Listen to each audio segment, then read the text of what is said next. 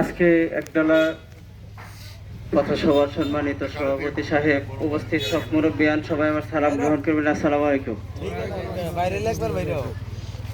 এই একডালার মাটিতে অনেক কথা শুনেছি, অনেকবার এসেছি, অনেকবার এইখানে বসে অনেক চা খেয়েছি।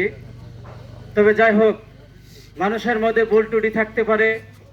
সব ভুলকে অবসান করে ক্ষমার দৃষ্টিতে দেখে দয়া করে আমাদের এই গামছা মার্কায় একটি করে ভোট দিয়ে যাবেন। আপনাদের কাছে আমি এই অনুরোধ করলাম।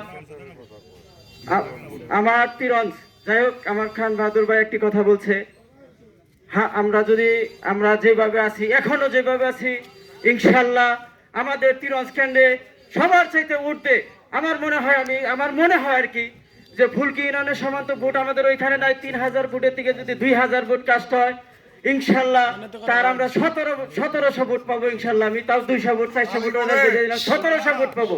তবে যাই হোক, আমি এই এক দলের মানুষকে অনুরোধ করে যাব, আসলে আপনারা কেউ কখনো ভুল করবেন না, ভোট দিবেন বঙ্গবীরকে।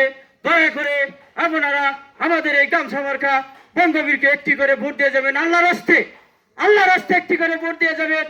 এই আশা, এই প্রত্যাশা রেখে আমার একটি ছোট্ট একটি পরিচয় আছে, আমার একটা সংগঠন আছে। আমি ফুলকি ইউনিয়নের যুব আন্দোলনের সভাপতি হিসাবে আপনাদের কাছে বঙ্গবীরের জন্য একটি করে ভোট প্রার্থনা করে গেলাম। এই কথা বলে আমার বক্তব্য শেষ করলাম। আসসালামু আলাইকুম।